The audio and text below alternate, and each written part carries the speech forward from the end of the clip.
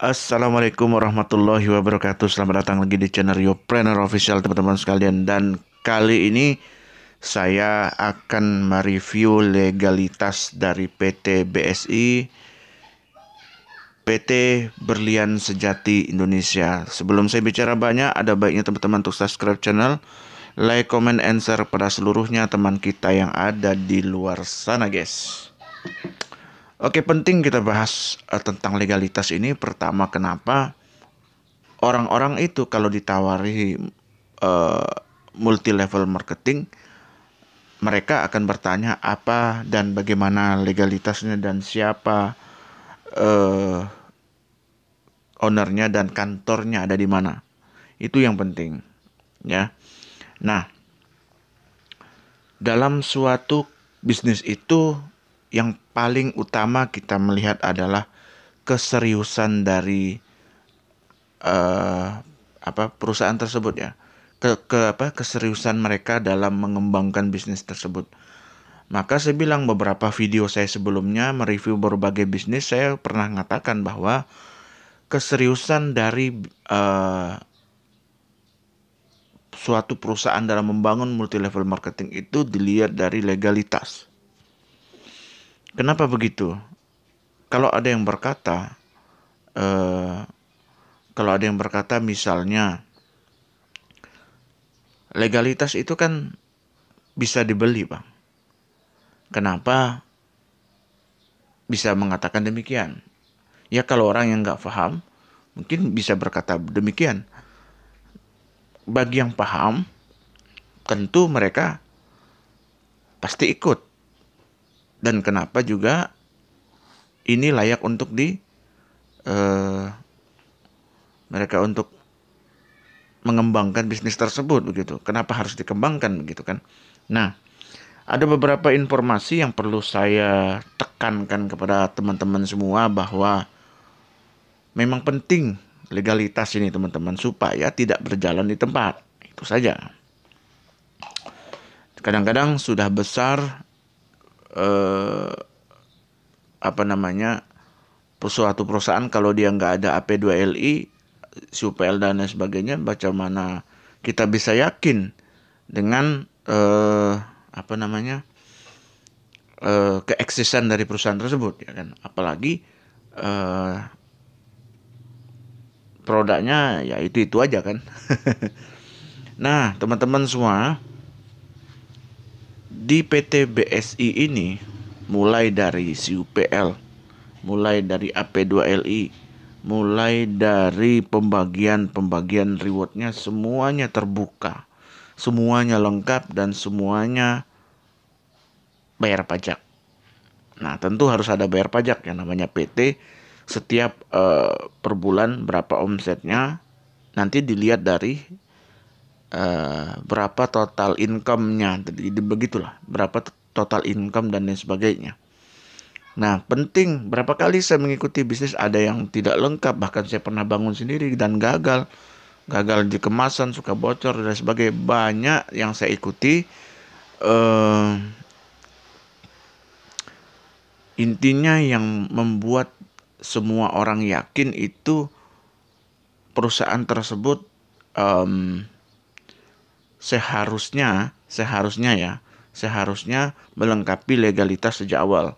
Kalau legalitas sudah lengkap dari sejak awal, tentu perusahaan ini juga nggak main-main. Saya kutip ya, teman-teman. Ini kita normal aja bicaranya, nggak usah yang aneh-aneh gitu.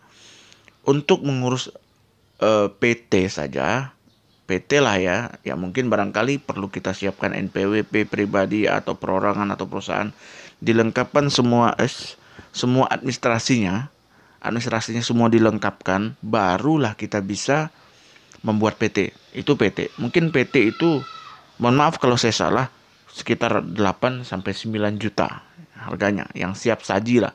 Anggap saja begitu bahasa saya ya. Nah, kalau naik di atas itu, tentu nanti di PT itu ada SK pendirian, akta pendirian dan lain sebagainya. Ownernya, direksinya, direkturnya, marketingnya siapa. Direktur marketing itu Tentu komisaris-komisarisnya dan lain sebagainya semua tercantum dalam PT tersebut, pemegang saham lah, intinya begitu ya. Ngopi guys, nanti kita review. Nah, begini teman-teman, setelah membuat PT ya, setelah membuat PT itu langsung naik ke tingkat SUPL. SUPL itu menerbitkan SUPL itu minimal produk ini PIRT. Produknya minimal itu PIRT. PIRT itu skala UMKM yang terdaftar di kota dan bisa menjadi syarat untuk penerbitan SUPL. SUPL itu minimal PIRT. Nah, begitu. Di atas PIRT itu harus BPOM. Nah, karena ini produk UMKM yang berizin resmi, makanya wajib hukumnya ada PIRT. Kalau nggak ada PIRT minimal, itu nggak bisa keluar. Kalau kenapa ini nggak ada BPOM segala macam? Bukan nggak ada. Syarat untuk pengeluaran SUPL itu harus PIRT. Ini teman-teman harus paham dulu gitu, supaya nggak asal-asal nebak-nebak aja ngomongnya kan. Nah, jadi untuk skala masyarakat untuk mengeluarkan PIRT itu nggak seberapa modalnya teman. Kalau BPOM mohon maaf, saya ini biayanya anggap supaya tidak ada yang mencurigakan dan lain sebagainya, saya anggap gini saja. Biayanya itu agak lebih tinggi jauh daripada pembuatan PIRT. Karena PIRT pengurusannya hanya di, kalau nggak salah saya, di Dinas Perdagangan atau di Dinas UMKM dan lain sebagainya. Karena ini produknya dari produk UMKM. UMKM Jember kalau nggak salah ya. Ya begitulah. Oke. Nah, jadi begitu, harus paham dulu ini. Nanti ini begini gitu. kan banyak tuh kan orang yang seperti itu gitu. Nah, jadi teman-teman, setelah dari SUPL itu keluar, baru bisa penerbitan AP2LI. Untuk SUPL aja prosesnya juga udah lumayan. Ya, udah lumayan, teman-teman. Jadi ada administrasi PT, ada produk yang dijual, dan terdaftar apa tidak. Itu dia. Baru bisa mengeluarkan SUPL dan lain sebagainya. Ada nomor apa namanya?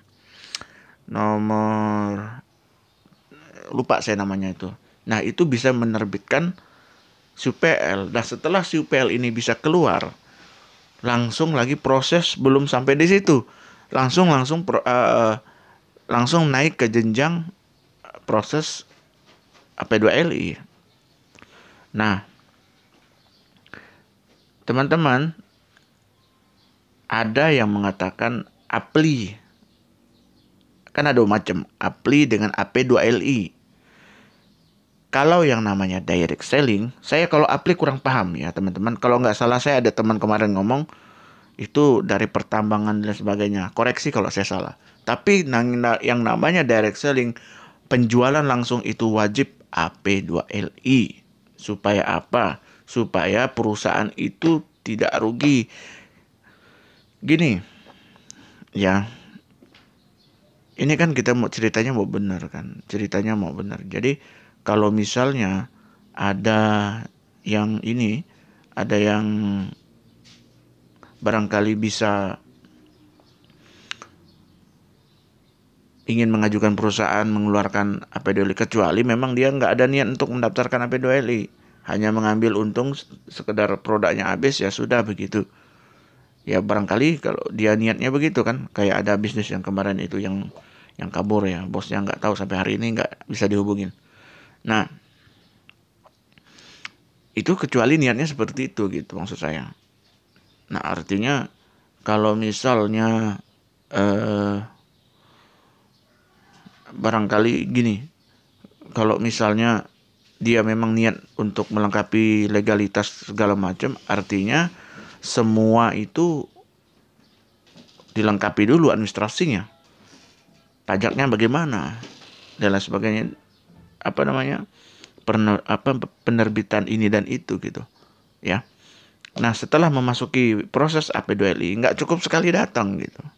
Pertama kita penyerahan berkas ya, penyerahan berkas. Yang kedua verifikasi dari pihak AP2LI, verifikasi berkas dulu nih, berkas PT-nya.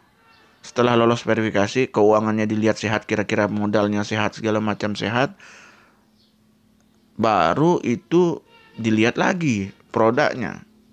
Setelah produknya sudah oke, diverifikasi lagi kan. Jadi prosesnya juga lumayan lama begitu. Nah, diverifikasi lagi produknya oke, kalau memenuhi syarat dan terdaftar. Biasa tuh kan banyak orang-orang yang memang mereka padahal produknya itu belum ada belum ada PIRT-nya, jadi mereka sengaja aja bikin begitu ya. Nah, setelah itu setelah mereka bisa membuat legalitasnya itu seperti itu dan sudah masuk, diverifikasi semua. Setelah verifikasi itu, apakah udah selesai? Belum sampai di situ, masih ada lanjut lagi. Nah, yang terakhir itu ya verifikasi sistem. Nah, sistemnya juga diverifikasi, jadi kayak gitu. Setelah sistem itu diverifikasi ya, itu dilihat dulu hitung-hitungannya, pay out, pay in, segala macam, dari modalnya, beli produknya berapa, semuanya dihitung. Nah, semuanya itu dihitung dalam artian semuanya itu kalau hanya sekedar untung sesaat, ya maunya AP2LI ini kan, perusahaan ini kan langgeng panjang, maunya begitu, karena prosesnya juga nggak semudah itu, apalagi kalau di luar pulau. Satu pulau aja udah ribet, apalagi di luar pulau, ini nggak cukup sekali. Setelah itu penawaran kan masuk, penawaran sistem dari kita masuk, mereka proses, mereka mereka verifikasi begitu. Nah, dipanggillah kita untuk presentasi segala macam, menjelaskan pay out, pay in, semuanya dijelaskan. Nah, mungkin setelah itu masuk presentasi itu kan kayak kita ini kayak kita sidang skripsi begitu. Ya, kita jelaskan semuanya. Nah, artinya pasti ada koreksi. Koreksi itu dalam arti begini. Dari pihak AP2LI juga menyarankan kalau bisa ini begini bro, kalau bisa begini, kalau bisa begini, kalau bisa begini, supaya tidak ada tumbang tindih antara pay out dan pay in. Itu dia paling letaknya di situ. Kalau kita sudah mereka juga mengikuti dari sistem. Kenapa? Karena mereka juga orang ahli di bidang multi level marketing begitu. Mereka pasti menyarankan bahwa seperti ini, seperti ini, seperti ini begitu. Nah, kalau oke dan manajemen dari PT kitanya oke begitu, nah itu akan disahkan dan akan dikeluarkan dan akan didaftarkan ke AP2LI, ke sistem AP2LI, bahwa PT tersebut sudah terdaftar di AP2LI sambil menunggu sertifikatnya keluar. Jadi seperti itu mekanismenya. Makanya saya sangat respect kalau ada perusahaan itu yang legalitasnya di awal mereka sudah lengkapi semua gitu. Saya sangat-sangat ini begitu. Kenapa? Prosesnya belum biayanya. Prosesnya aja udah seperti itu, apalagi biayanya, kan begitu. Nah, intinya seperti itulah. Jadi teman-teman, untuk memulai bisnis itu memang melihat dari keseriusan perusahaan itu, dilihatlah dari situnya. Biar teman-teman paham bagaimana mekanisme itu berjalan. Jadi begitulah sepintas yang intinya, karena mengingat durasi aku terlalu panjang ya, barangkali yang bisa menjadi gambaran ya memang seperti itu. Oke teman-teman semua, terima kasih telah menonton. Saya pikir itu. Kalau ada yang ingin ditanyakan dan ingin mendaftar, silahkan japri nomor WA saya yang ada di bawah ya. Oke, saya Reverendo, sampai ketemu lagi di vlog saya selanjutnya. Assalamualaikum warahmatullahi wabarakatuh.